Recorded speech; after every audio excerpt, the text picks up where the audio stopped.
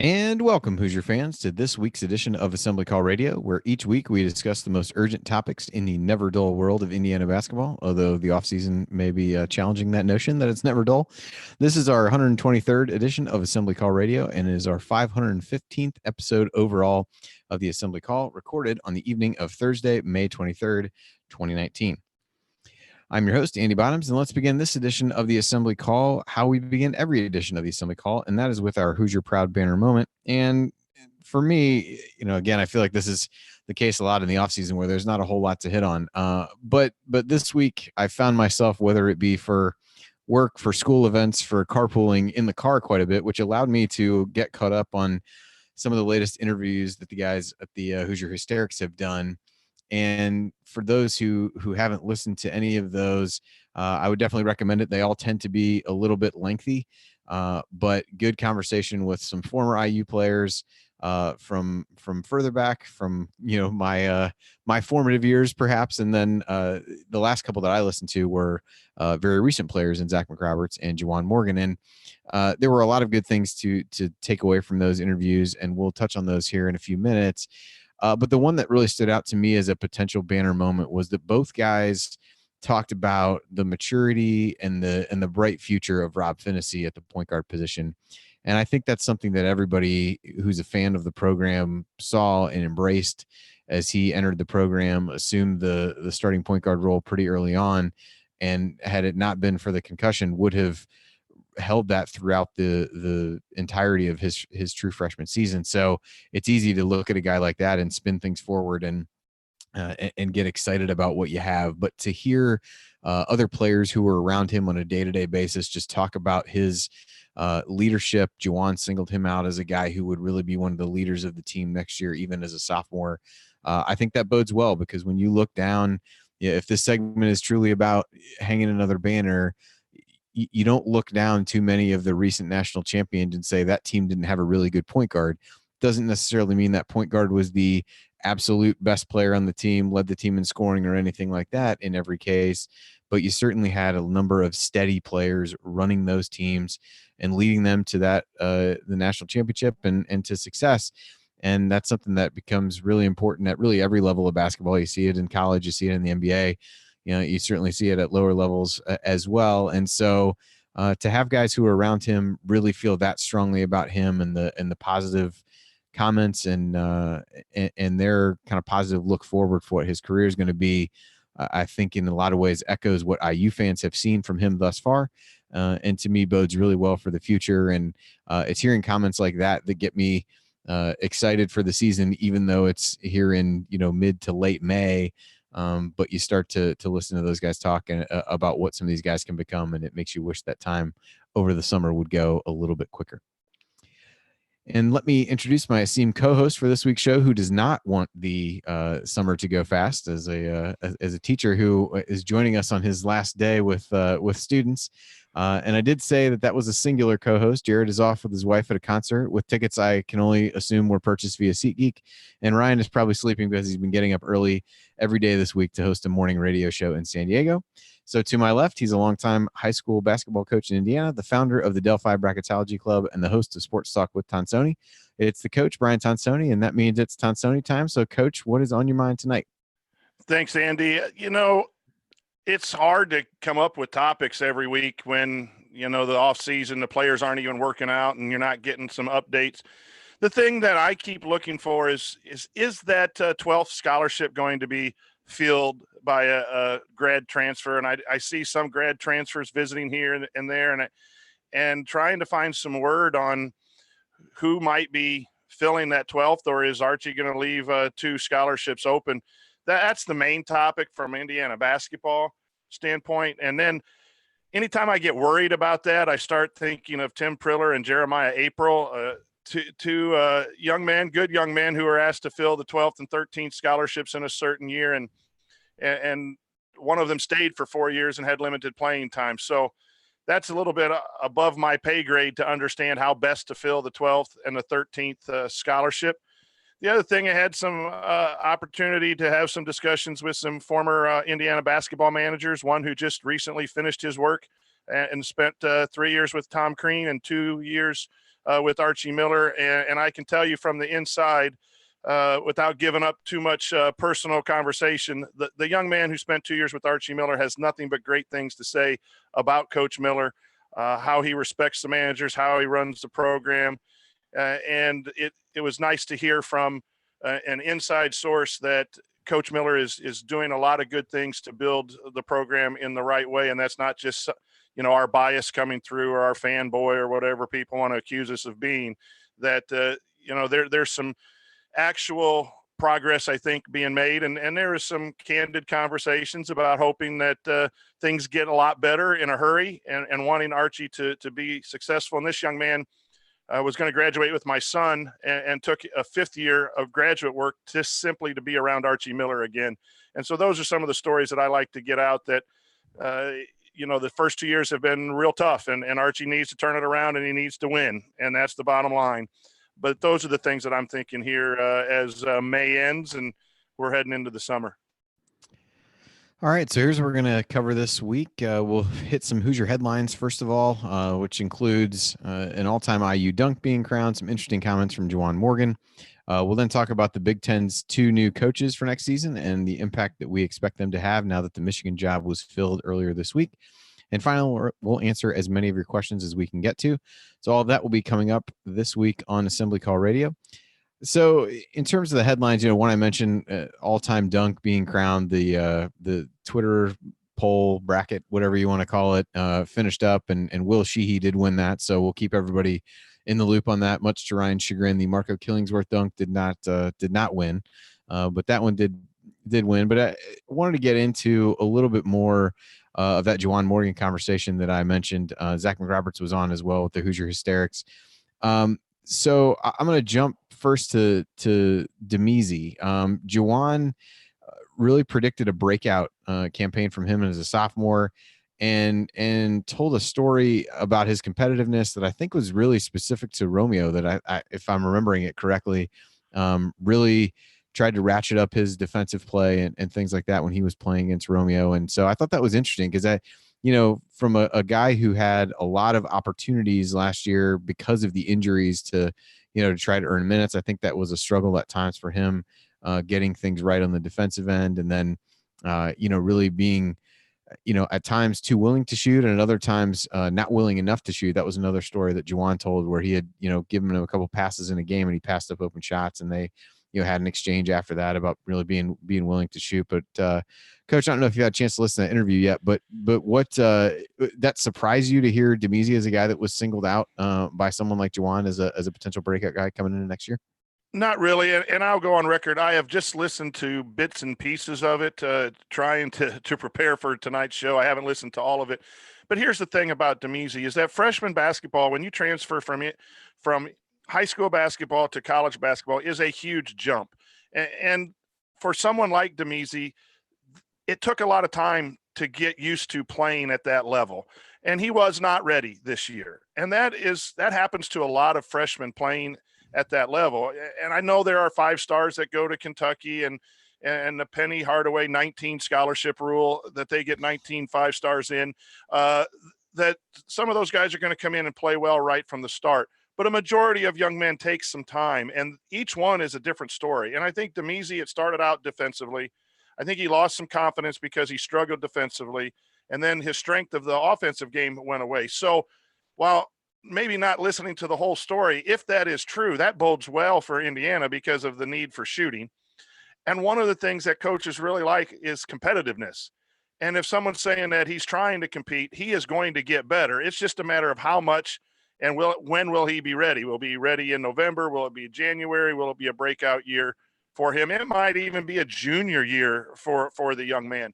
And that is a typical college basketball career. A lot of freshmen, and the freshmen that I've dealt with on our level, are tentative. It's a lot different than the level that they've played before. And you want to make sure you're doing the right things, and your natural instincts are somewhat hindered just by the sheer fact that you're playing in front of 16, 17,000 people for a lot of important games. And so hopefully he learned a lot about himself, but the key word there was, for me, is competitiveness.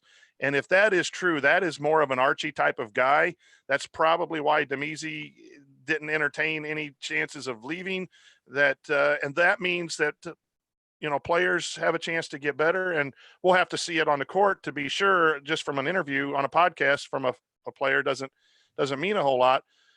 But that's a great story. And when I read our script and heard that, I thought, okay, that's going to be a big plus, as everyone's kind of freaking out about shooters and only having 11 people on our roster, and he's kind of been dismissed as an important piece. If he can get in and give quality minutes, that just makes Indiana basketball a lot better next year. Well, especially with one of the questions being Jerome Hunter's health, and at this point, if the roster is what it will end up being heading into next season, there isn't a ton of guard and wing depth. So his development is one that probably didn't get a ton of thought from people heading into the offseason, just because of the somewhat limited role that he played last year. But it does now gives you something else to watch for in the offseason.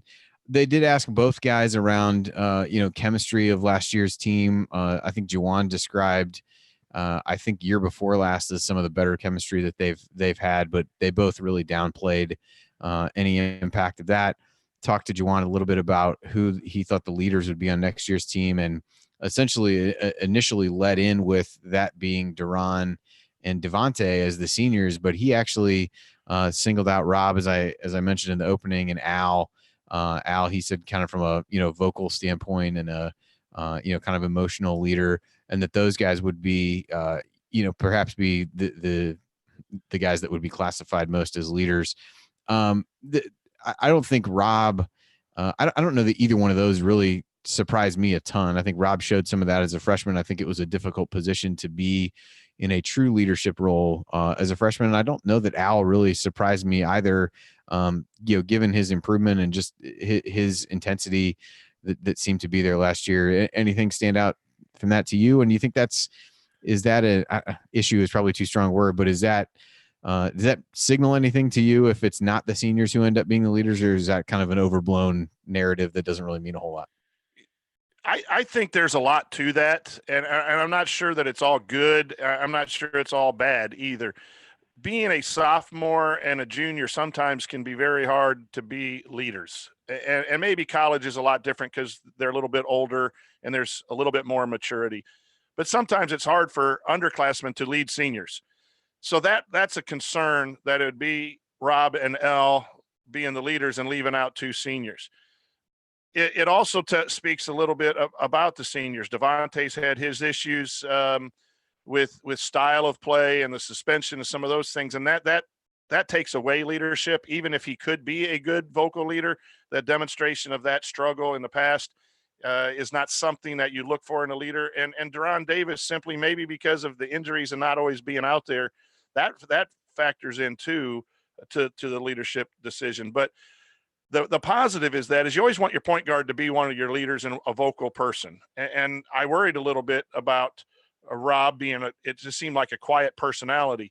If his teammates are looking at him and Juwan's looking at him as possibly, that speaks volumes too about his improvement, and also about why Indiana struggled when he was out and then limited in the 2 or 3 games coming back and finding his role again, because maybe he was a little bit more important than we already thought he was. And Al just seems to have that personality that of a leader too. So it's good to hear that those two, because I think they're the best two. It's a little concerning that you got to go down to a sophomore and junior, but those are also guys closer to being Archie guys. Al never played for anyone else, and so that speaks they're buying into the program, and they're going to make sure they do things the Archie Miller way. That's a positive as well. Yeah, and I think I think you worry a little bit about what you said with Rob, where he's a quieter guy, but I think Al makes up for that. So maybe in tandem, that ends up being a good combination. A couple other quick things about Juwan. Again, I would encourage everybody to listen to the whole thing, because I'm sure we missed some parts here and there.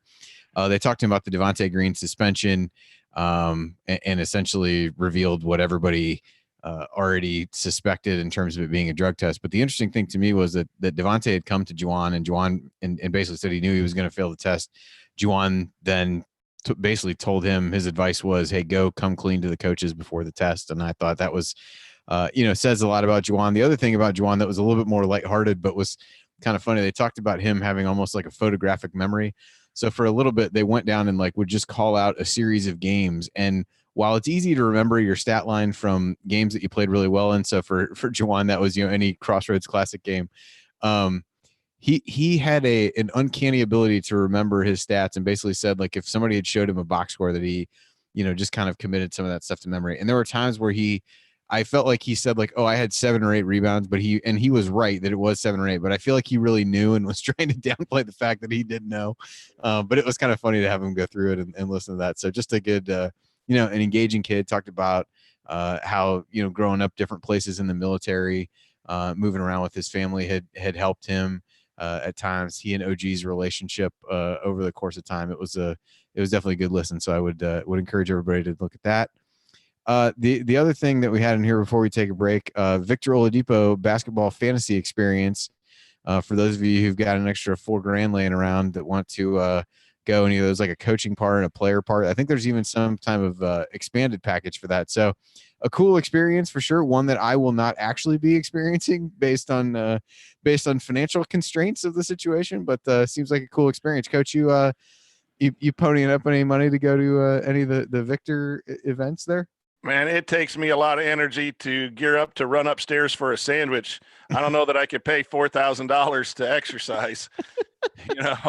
I don't even exercise to get healthy. So, no, that's, you'd like to. That would be a great experience. One that I'd probably have to take a couple years to get in shape, just to be able to play some minutes. And I think I think that's just a cool experience for those that can afford it. And Victor for being part of the thing. And one last thing about the previous conversation, Joel from Bloomington always tells me he sees Al in the gym all the time. And a lot of the players go in and work on their game and work on them a lot. But it seems to me that you want your leader to be the one who's leading by example, getting in the gym. And so that's where I think Al's leadership, and I forgot to mention that when you asked, really shows when Juwan's picking him out, and I hear from people around town that they constantly see him going into Cook Hall, that bodes well. And that kind of is like how Victor was. And you don't have to pay $4,000 to go into Cook Hall when you're a player. You just got your swab key and go in. But no, so that all of that's been really good to read about and listen to. Yep. All right. Well, coming up here on the assembly call, there'll be 2 new coaches in the Big Ten next season. So we'll discuss what we know about each guy and how we expect those 2 teams to do next year and beyond. And we'll also hit on an article also coaching related that was out on ESPN this week, part of their Chasing Ghosts series, and about, guys following after Bob Knight. So we'll hit a number of coaching topics when we come back. Stick with us here on the assembly call. All right. And I am so far undefeated at forgetting to start the timer when I start talking. So we'll estimate what that was. We're at 9:21. What, did we get started right away or? Pretty close. I got, when I did start, it's been 17 minutes and 30 seconds since I started the timer. I feel like I missed maybe the first 45 seconds or so. That's what I'm estimating it. I think that's what I did last week too. Good deal. One of these days I'll remember to start it right away. I'm glad you said you did that. The one time I hosted, I got down after the banner moment and I looked. Well, I've only done it every time in the last 3 times I've hosted. Mine was more than 45 seconds. My track record is good. It usually starts, I usually realize it immediately after I start talking, and then I'm trying to fumble around on my phone while still being able to read what is on the list here. So it's good stuff. All right, so I'm gonna move this down here just so I can see it. We'll hit the I think we'll hit the ESPN story first, and then we can use that to all right segue into the other stuff. Thanks everybody for joining us. Just another fine Thursday night of IU basketball talk. Yeah, I got my man Richie in the chat mob laughing already at me. Richie, you saw me at the baseball game getting all those hot dogs and everything. You know what I was talking about when I was getting a sandwich. What happened to the I heard baseball team? They lost again today. Is that? Yeah, they lost. They got beat bad. They didn't have a good 2 games and out. Tough run. Conference tournaments, just not for I'm IU. telling you. It doesn't matter. It matters. The sport matters not. Well, soccer though. No, okay. soccer. That one's good. Everything else, yeah, you never know. Oh well. Have you heard anything about a grad transfer or any rumblings about if they're going to fill I really haven't, although I have been admittedly a little bit out of the loop on things lately, but I have not really heard anything. But I do struggle to. I thought your point about some of the guys at the end of the bench. I do think, and there might be a question that somebody had about this, so we might be able to even hit it later. But I do agree with it felt like Crean felt like he had to give out the scholarships, that it was a use it or lose it type scenario. So I like that Archie isn't taking that approach, but I do, between, questions around Hunter's health, and you got some other guys who have shown at least some propensity to get injured before, you could find yourself pretty quickly in a situation where your practices are maybe not what you'd want them to be. So it's a fine line between like, oh yeah, you got to go fill this. But if you assume the worst and say, Hunter has issues and he's not really able to be himself, like you're already down to 10 scholarship players at that point. And then Race has had a history of trouble, and Duron Davis has had a history of not, and sometimes you might just need to rest those guys. Yeah. A Jerome Hunter, if he can play, rest him a little bit. Now you're down to 9 guys, and I know you got the preferred walk-on and all that, but yeah, that's kind of my biggest concern about the whole thing. If we do get to that question, we can hit on that a little bit too. But I'm not concerned from the standpoint of like, oh, I feel like they got to go get somebody. But I do think if you got somebody with the right skill set, give you a little bit of extra depth. And the thing is, I think, I'm an Archie fan, but I think he's got to win. And I can see Holden too, because the class of 2020 has some interesting players. Yeah. And you can balance things out a little bit. So I can see Holding too, but man. Yeah, but if you got a grad transfer, then you essentially would be right. I think that's really the only scenario that I would see, because there's really not going to be enough coaching movement at this point that anybody's going to opt out. And I don't even know the one guy that Michigan had that was supposed to be good. I have no idea whether that's somebody IU was ever in on or not. And I would imagine Juwan Howard's going to try pretty hard to recruit him back, because they can't really afford at this point to lose a whole lot of other players with the guys they've got staying in the draft. So I don't know. It'll be interesting. But yeah, the depth piece is the only. I think if you knew that Hunter was okay, then it's a little bit different scenario. But I just don't think you can assume that at this point. And you got some other guys that you also can't assume either. So maybe that's a good sign. Yeah, maybe. See, there you go. I like the positivity. That's good. Hey, I have no more work. I'm gonna go down there. I'm gonna hang out with Joel and watch all the people walk across campus like Joel Wonder does. Nice. Take pictures of Archie walking into the. Do something this summer. I gotta marry a kid. I got a wedding in 2 weeks. Oh, there you go. See, you got a couple weeks to hang out, right? Send donations to Brian Tonsoni, Delphi, Indiana. Is the wedding there in town, or is it? No, it's up in Mishawaka. Mishawaka. All right. All right. We will get started here. We'll touch on this ESPN thing a little bit. That first segment was like 18-ish minutes, so we can probably do probably a similar amount in this stuff as we go. So we'll kind of see how much time we take on the ESPN story, and then we'll do whatever we want to do with the Big Ten stuff.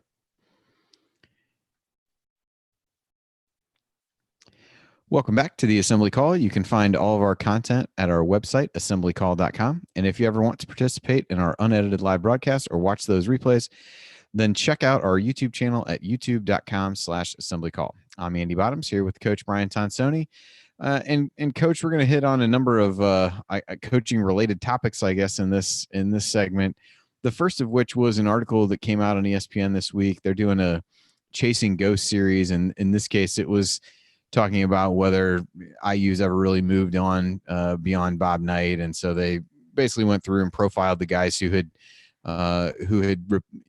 been at IU after them. Before we get into what these, roundtable questions were, and we won't hit all of them. People can certainly go and read that if they want. John Gasaway had some stuff in there that I think Alex Bozich, mentioned on Twitter. I think John always has a good balanced perspective on things and makes for an interesting read. But any kind of overarching thoughts on the story before we get into any of the particulars? Yeah, I think it's very hard to follow a legend. And I think programs really need to be careful and do things right after a legend is let go or retires.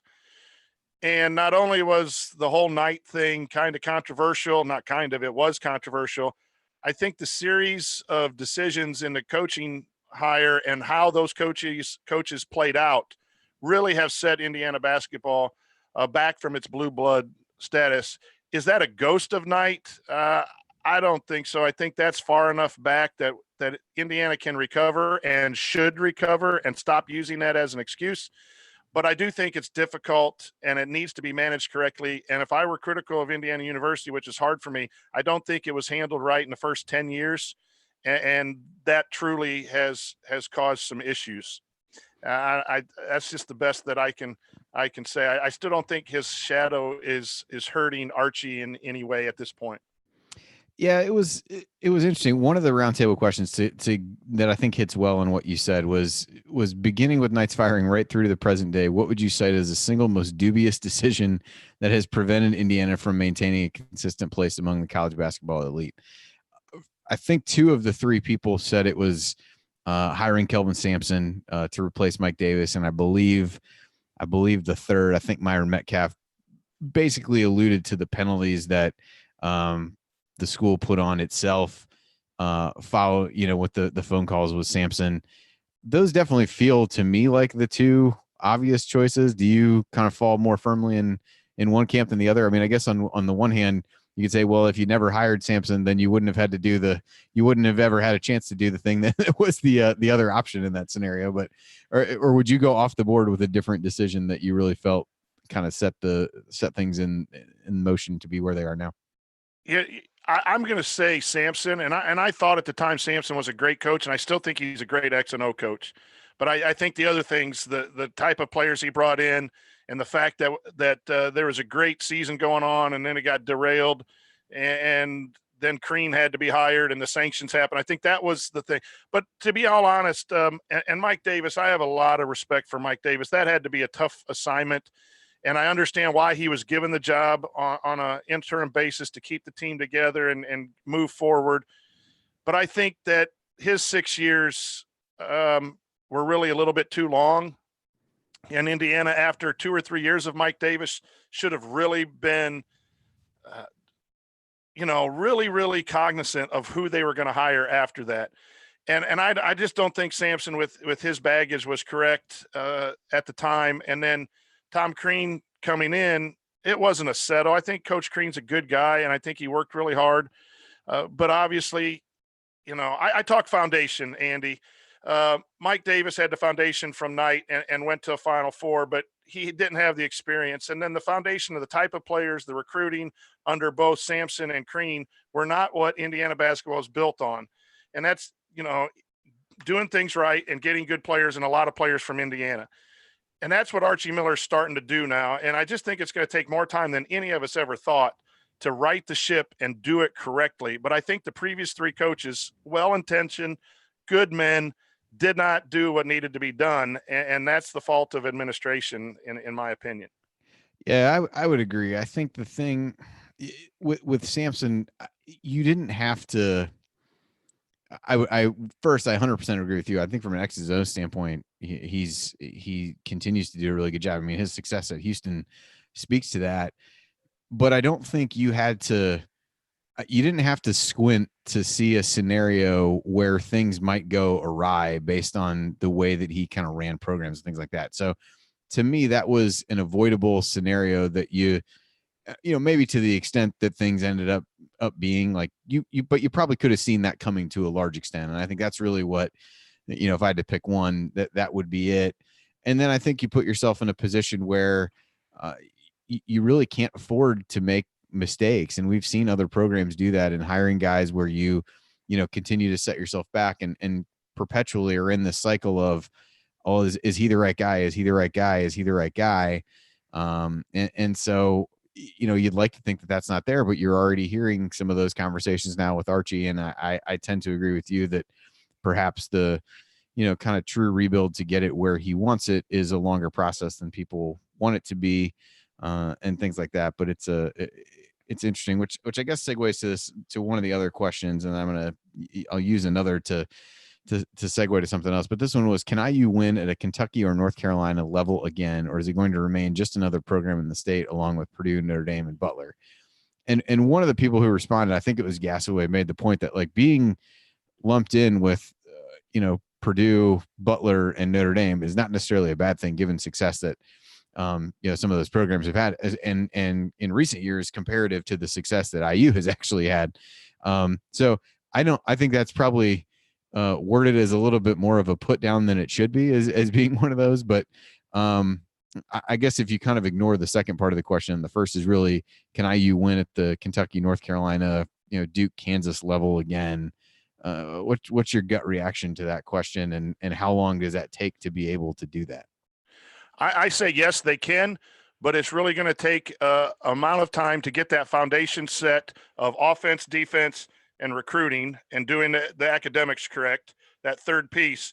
And Archie's doing two of the three. He's getting better at defense, and he's got the academics and the recruiting, despite the recent misses, which we'll talk about later. I think there's a good question about.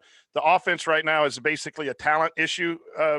3 or 4 weeks ago, we talked about getting his offense got better shots than Crean's offense. It just didn't go in.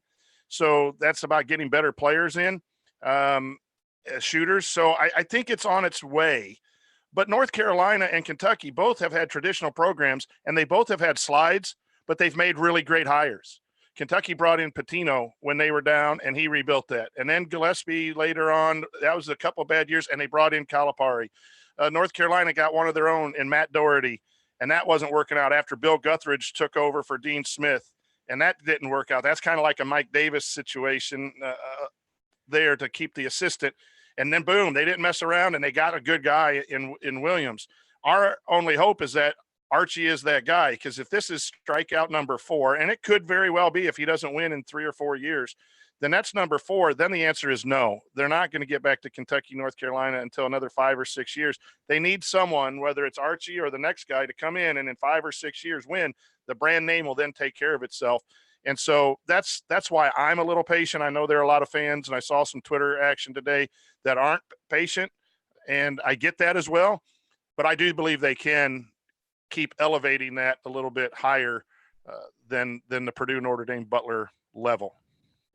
Yeah, I tend to agree. I think those are, the teams that were thrown out in this are pretty high bars to look at. And I also think that when you look at Kentucky and Duke and Kansas to a lesser extent, the way that they're recruiting and the guys that they're getting, it's really a different model than what Archie wants to do. I think the North Carolina one becomes interesting because it's been well publicized. There haven't been as many one and dones there. A lot of higher end recruits, but not the highest of the high. Although this year they had, Kobe White and Nasir Little both, be one and done guys, but that hasn't been typically how they've built things there. So I think if you want to look for one of those as a blueprint, or at least that is maybe more like the way Archie's trying to do it, that would be the one. But I don't think that happens overnight, because IU hasn't really been up with those programs for a while at this point. Even toward the end of Knight's tenure, weren't winning along the level that some other teams were there. So it's just been a long time since it's been there. So to think that all of a sudden anybody is going to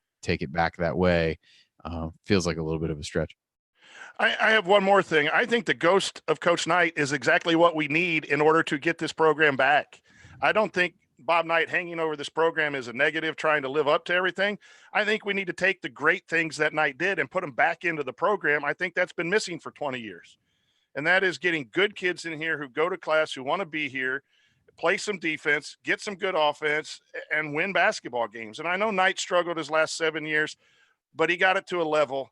What's wrong with modeling that? UCLA's had problems too, and I don't know who all the Ghost series has been all about, but programs like that, Georgetown is struggling a little bit. Let's take what Indiana basketball was and put it back. So let's not, and I'm not a big Knight fan the way he treated people, but I'm a great Knight fan the way he ran his basketball side of the program. What's wrong with having that be the goal of what Archie Miller needs to do, or whoever is the savior of Indiana basketball? I don't think Tom Crean did that, and that's not a horrible knock on him. And I know Calvin Sampson didn't, and Davis just couldn't. So, that to me explains we're missing that Indiana stuff. And this is the closest it's been in my opinion, in a long time. Yeah, I don't think there's anything wrong with embracing the expectations that were set forth by the success that was had, and keeping the majority of what was done to get you there and weeding out the parts that you didn't like at the time or in retrospect, don't like, and go from there, which I guess is a good segue into one of the other questions, which I'll use to, we've talked about this topic from an IU standpoint in terms of the question was essentially, would having an IU guy have helped or have been met with more success? I saw a little bit of that crop up even today or yesterday when Michael Lewis was announced as an assistant at UCLA, and a lot of people saying, oh, well, need to find him a spot on the staff. You can make that argument at the time when Archie's coming in, I guess. Now it's like, well, you're basically arguing that you need to fire one of the assistants, and I'm not sure that anybody's in a great position to, to be able to suggest who that would be or why. But we'll kind of use that to talk about the new coaches in the Big Ten. So Juwan Howard. See, I'm doing the opposite of whatever he did to Juwan Morgan now. He comes in to replace John Beilein at Michigan. He's a guy that doesn't have head coaching experience. Had been with the Miami Heat since 2013, in charge of their defense, played a big role there, and their defense has typically been pretty good. And certainly you would assume that his NBA connections might help him gain early momentum. I think Penny Hardaway is going to be the, kind of easy comparison of, can he do something similar there? I don't know that that's true, but in listening to, I think it was the CBS college basketball podcast this week, one of the things that they talked about was, it might have been One Shining Podcast. They basically talked about what Penny and Mike Miller are selling to these guys as the NBA vision, if you will, and how to get there. And so you could see Juwan Howard being able to sell some of that, even though that it becomes a bit of a departure from what Michigan has been. They've certainly put some guys in the NBA. They've had guys leave early recently, but I think the challenge for him will be, as his first head coaching gig, you're losing Luke Yaklich, because I think he's going to go be an assistant someplace else. I think at Texas, I want to say. So you lose the guy who really helped get things, the ship righted defensively for Michigan. You lose Beilein, who is really the offensive mastermind. And so now as Juwan Howard, you've got to establish yourself in your own system that probably doesn't look like what was already in place with a set of other players that you really don't have a lot of chance to change at this point in the season. So I'll be curious to see if he can even start to figure out what a Michigan team coached by Juwan Howard is going to look like coming into this year. But do you buy I'm not going to get into the Jay Williams, like, change the culture, that whole kind of, narrative around hiring a Michigan guy to do it. But do you think that's important? Is that the right move in their case, but not every case? What's your general thoughts on Juwan Morgan going to Michigan, or Juwan Howard going to Michigan? Man, I'm going to just butcher this for the entire season, I'm sure. Look at some of the guys who've gone back to their alma maters from the pro ranks. Penny has an advantage because he was in AAU, and I think Mike Miller was also in the AAU. So they've been around that for a while and know some of the players and the teams and could get in there. But, Georgetown, Patrick Ewing has struggled. Chris Mullen just left St. John's. It's not just as easy as having a name, and those are great pro players too, maybe a little bit older than Juwan Howard. I think Howard needs to get a good staff with some veteran coaches on it to be there. Nothing is harder than your first job as a head coach. When you're assistant, you believe you're ready and you have great ideas and you're all excited, and you go in, you put your program in, and that first game comes and nothing works, and then you're rethinking everything. And you could have the best intentions. And that's not to say that Michigan's going to drop far. It's just going to be a challenge for anyone. Penny will have a hard time.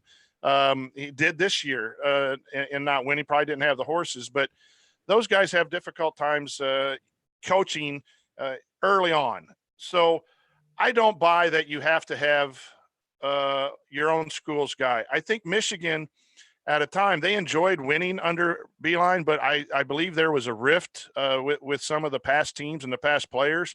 And it seems to me like this was an opportunity to try to bring some of those players back into the fold, and thinking that, there might not be too many options out there. So why not take a chance and hope that it works? And if it works, it's going to be great. And if not, we could say that we gave it a shot.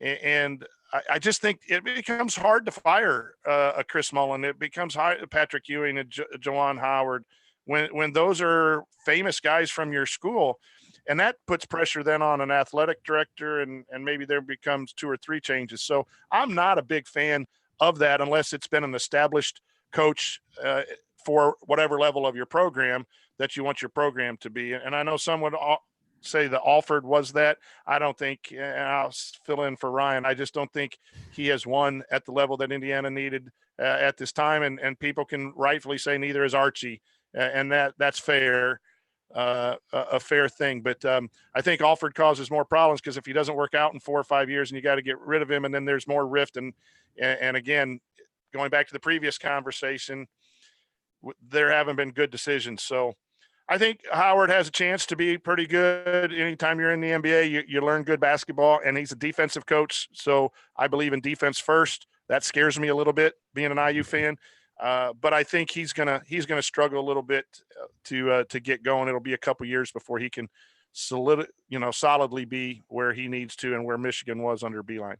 Yeah, I think it'll be interesting to see who he goes out and recruits, but I do think need to be kind of a changeover in personnel where it'll be maybe a little bit more like IU's transition from Green to Archie Miller, as opposed to, the one at Butler from Thad Matta to Chris Holtman, which is always one that gets thrown out. The other thing, I would agree with you. I think given the timing of Beeline leaving, they had somewhat limited options. I think taking a chance on a guy who meant a lot to an era of that program that people loved, I think is a little bit easier to do. But I do think the Mullen one, if is probably the biggest cautionary tale in that regard, because it seemed to become, at first you could kind of say, yeah, he didn't have the players, but they really started to get some good players in there, and the team just never really seemed to get better.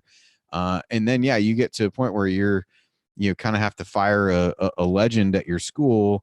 And also, I don't believe he had much of a coaching background at all before he got into it. I think there was some of the aspects of the job that he didn't ever really embrace from some of the things that I had read about that. Whether Howard is the same way remains to be seen. But I thought it was a relatively good hire given the timing of everything that was there. The other new coach is Fred Hoiberg, who replaces Tim Miles. Jared and Alex interviewed Miles on a podcast on the Brink this week. It was an interesting listen as well, just getting some of his thoughts about college basketball. To talk a little about the dust up with Tom Crean and some different things like that. I think Miles, for those who followed him on social media and different things, it seems like to be a pretty engaging guy. Hoiberg comes in, had won about 2/3 of his games at Iowa State, where he went to school, left for the NBA, didn't really have success there. At Iowa State, made 4 NCAA tournaments in 5 seasons.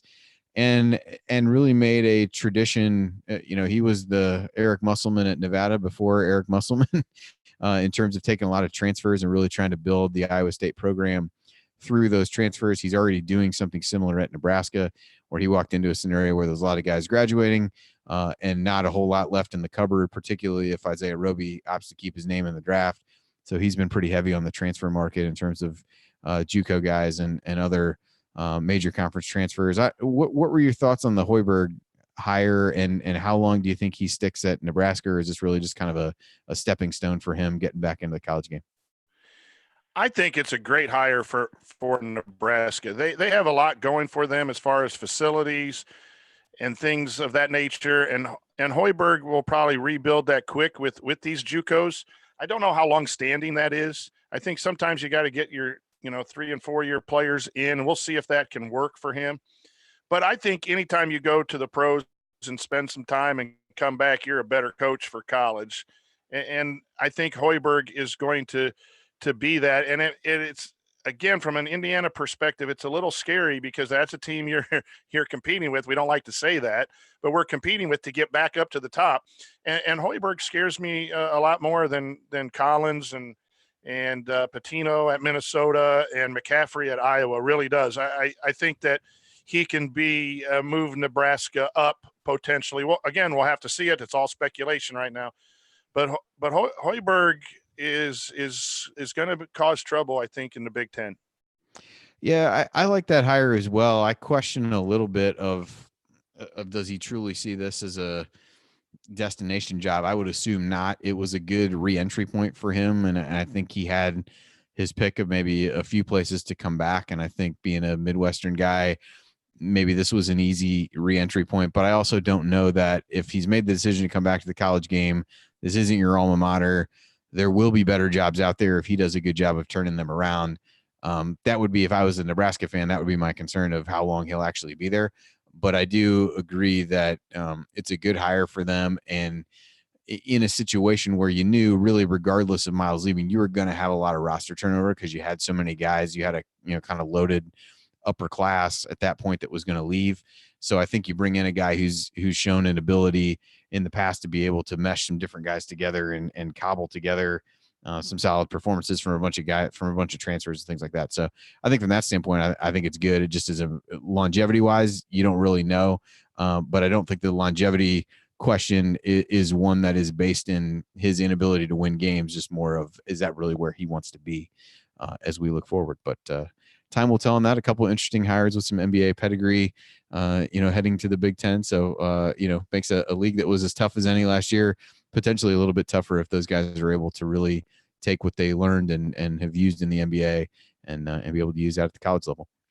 So coming up in our third segment, we'll answer your questions, which include an interesting one about whether or not Archie Miller should have handled his transition years a little bit more like baseball coach Jeff Mercer. Stick with us here on the Assembly Call. All right. Actually started the timer that time, so that was good. That was 22 minutes, but that was fine because we've still got close to 10, I think. I tell you, I wasn't a big Tim Miles fan just from watching on TV, but after that podcast, I got a better appreciation of Coach Miles. And to those guys listening and those in the chat room, that's how difficult it is to coach. Miles never had a lot of success, but boy, he sure enjoyed coaching. He sure worked it hard. And I've had jobs taken away from me, and it's, when you're told not to report to work, it's easy to sit on Twitter and say things about coaches, and it's easy to sit in our recliners and say we should play zone and you should play man to man. But the thing that I respected about Coach Miles after listening to him was that he loved to coach and he loved the game of basketball. And I think we forget that sometimes when, coaches are, and I'm biased because I am a coach, but coaches are humans too. And I've never met a coach who purposely chose to lose, despite what parents say and fans say.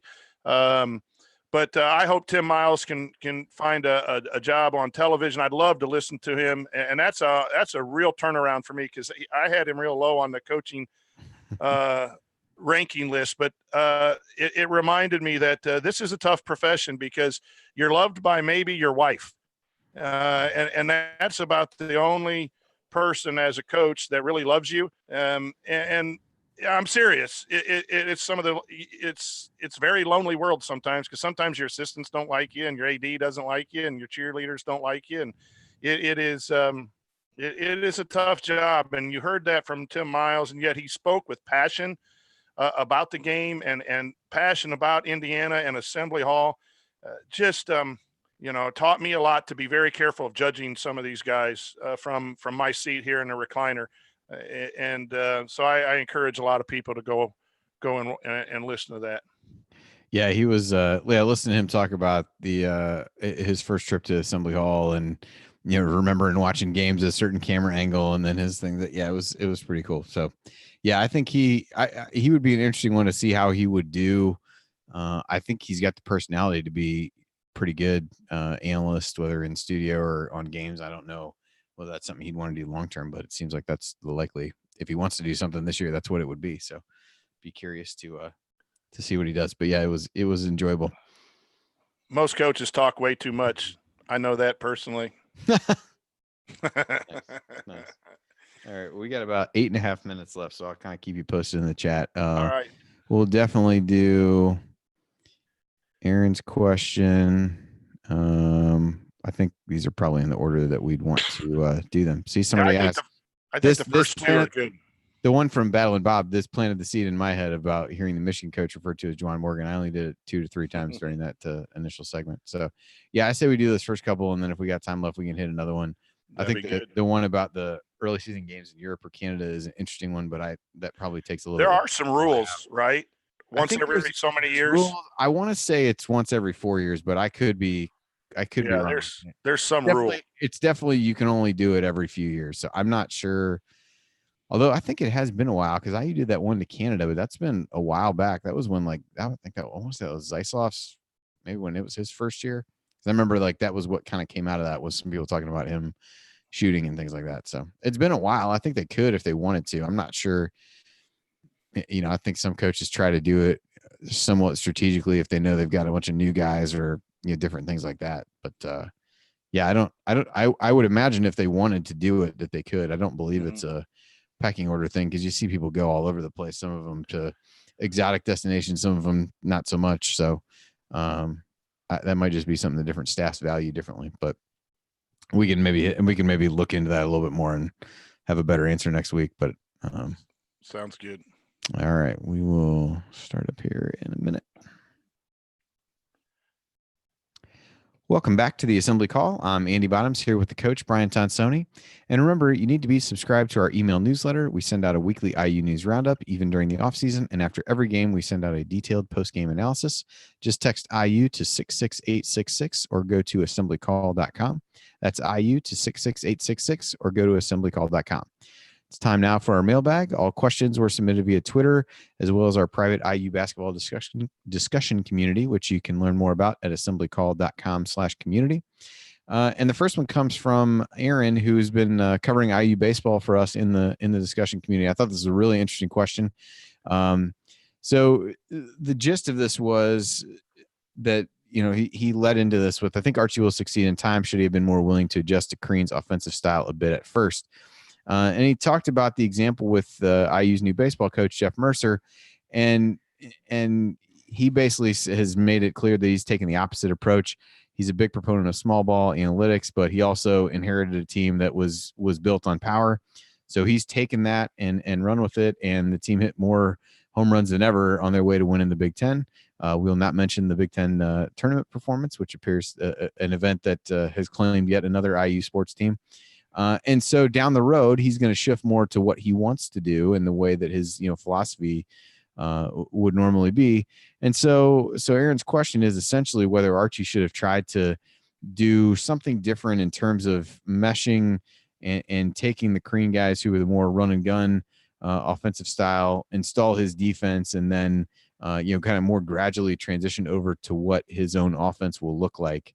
I thought it was a really interesting question and an interesting parallel to have between two different IU coaches that started within about a year of each other. Coach, what was your gut reaction to the question? I generally say coach your style right from the start. And if you're going to lose early, and then when your recruits come in, it's been set. And I think that's what happened in the pack line for year 1, year 2, and now in year 3, when your team is now your guys, the upperclassmen can pass it on. That might be a basketball specific idea, and baseball being a little more individual, a pitcher and a hitter, that it's more a one-on-one in a team game. So if someone individually against this pitcher is more likely to hit a home run, that you let him have his home run swing. Basketball is more fluid, and football is more fluid as well. And the thing is that everyone says that Coach Crean's offense, Coach Crean had better offensive players. If there's a problem with Archie Miller, it's that, he didn't have good shooters, and you think that he should have recruited someone rather than, Finney or Demezi or someone else to come in right away and be a shooter, or even this year to be a shooter. But I wish I knew the show number to go back where Jared had those stats from Synergy, and Archie had more efficient shots in his offense, but the percentages were a lot lower. So I think Archie's offense gets a bad rap, especially sometimes when your star player's posse doesn't like the fact that he's not scoring 35 a game. And that comes out in Twitter, and then that becomes a life of its own. So, I think that I think you got to coach your style. And that's one thing I'll compliment Coach Crean. When he came in and had those 3 years, with basic walk-ons and first-year players, he played his style. And when the recruits were there, it was ready to go. So I believe you should coach your style, but I also think baseball, it might be apples and oranges as well. Yeah, I think the challenge. I think there's a couple challenges. I tend to agree with you. I think one is if you believe that you wanted to still really instill the pack line, I'm not sure that the discipline required to play that fits very well with I want you to be super disciplined on one end and really stick to the principles of this and be really freewheeling and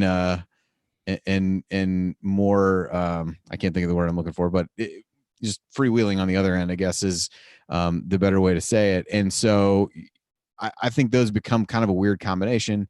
And then in addition to that, I think that at some point, you see already now that there's people wanting to say he's on the hot seat, different things like that. Like, I don't think you can let yourself say, well, I didn't have a chance to, the meter is going to start running at some point, and the meter is going to start running pretty much whenever you start. So you better maximize the amount of time that you are going to have and the amount of rope that you're going to get by playing the way that you want to play. Because I think coming back after the fact and saying, well, I tried to adapt this with, and kind of undercut what the style that I wanted to play was for this reason. If that doesn't work, then I think it raises other questions about you. We'll never know if it would have worked, but I do think it was just kind of would have been a weird combination to see, played one way on the defensive end of the floor and one on the other. But I do think it was a really interesting question. So appreciate that one coming in. Next one. Do you think, this is from Rick, do you think the swings and misses at top recruits this year was partially due to IU having a losing streak mid-season or the fact that IU did not make the tournament? Neither. And no disrespect to Rick asking the question. I don't think it helps. I think the swings and misses lately were just players that Archie had got in on late. And I actually look at it like you get in late on a top kid and you're in the final 2 or 3 or 4, like Quinones, and even the kid who the Virginia Tech kid, and then he goes to North Carolina. You do worry a little bit about, did that sway Keon Brooks? Okay. But you got Quinones and Brooks who have eyes on the NBA right away. And no offense to them. I'm glad they made the choices where they go, but is that type of mentality what we want at Indiana, where you already got one foot out the door? And so maybe the Morton situation hurts a little bit, and maybe the losing there, but you know what? Purdue's pretty good. And not every young man in the nation wants to come to Indiana, and they're finding reasons not to. Sometimes the reason they don't come to Indiana is because they prefer Purdue, and Morton picked Purdue over Michigan, Ohio State, and this is before Beeline left, unless he knew something. Those are some good programs that he said no to in his Final Four. Same with Trendon Watford. That's a little, but the LSU one, he wants to make a name for himself, and he's going to be there probably 1 year. So these are all, swings and misses, but we're swinging. These kids are giving Archie a look, and he's getting them on campus, and he's getting them close. And so if this continues, yeah, but 2 Mr. Basketballs in a row, several kids from Indiana, all of the stuff that fans wanted to see is happening. And you're going to miss some of these guys, and you just can't win every recruiting battle. Some other schools are pretty good at this game too. So I don't think it's either. Winning will help, obviously, but I don't think these misses had anything to do with it. I just think they wanted to go elsewhere for personal reasons. Yeah, I tend to agree. It wasn't certainly if it's making the tournament, then Quinones going to Memphis, they didn't make the tournament either. I think it's just different preferences of what people want. And I do think I agree with you, where it was a little bit late to get in on some of them. So I don't think it helped to watch them lose games, but by the same token, I think you could look at the ability to right the ship a bit at the end of the year speaks well to what the staff can accomplish as we move forward. So maybe it offsets it a little bit. It's a little bit tough to say, but I think it may be a small factor, but I definitely would not view it as a big reason that those guys opted to go elsewhere. So that will do it for us on this week's episode of the Assembly Call. Thanks again for the questions. We got a few good ones we'll carry over to next week. If you want to see us do the show live, join us at assemblycall.com on Thursday nights for the live broadcast of our Assembly Call radio recording. And you can always subscribe to our podcast by searching for Assembly Call wherever you listen to podcasts. Also, don't forget to go to assemblycall.com or text IU to 66866 to join our free email newsletter. Thank you for listening. We'll talk to you again next Thursday night. Until then, keep your elbows in and your eyes on the rim, and go Hoosiers. All right. That was good. We will do this other question. The bat, I think it's Batman, but it's MN, like that's maybe something with Minnesota. The question was, you've been tasked with assembling an all-time Indiana team. Who do you take at center, Todd Meyer or Uwe Blob? Jared did clarify that these were the only options, and it was said that these were the only options. I would then question whether it is truly an all-time Indiana team if these are the only options. But if you were forced to pick between one of those two gentlemen, who would you go with? Man, I tell you what, Uwe Blob brings back some great memories.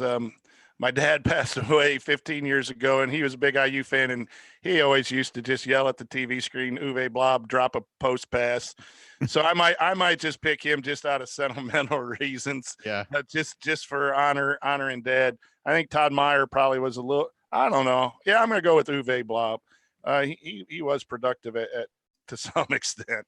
I would too. I remember growing up that one or both of my parents referred to him as Hands of Stone. So, so I do remember that. Todd Meyer was. I don't really have. I mean, I remember him playing, obviously, but he filled his role too. Uwe, at the very least, was more memorable, I guess, based on both of our responses. So, if that's really what we're going for, and Todd was on that championship team, and he filled a role. So, don't want to say anything bad about Todd, but agreed. Yeah. All right. Well, we'll hang on to the other question that's there for next week. But anyway, all right. Any good bachelor party stories that you want to end with? I don't know that I can share any bachelor party stories. Right. But, I don't want to put you on. If you haven't been to Nashville, and you like country music, or you just like lots of people, I say go to Broadway, Nashville. Tootsie's was the famous bar, and some people like and some people don't. We went there at 2:00 in the afternoon on Saturday, stayed till about 6:30, and we dominated. My son and his friends were the hit of the bar, which made me extremely proud, and a lot of chanting, and there was some.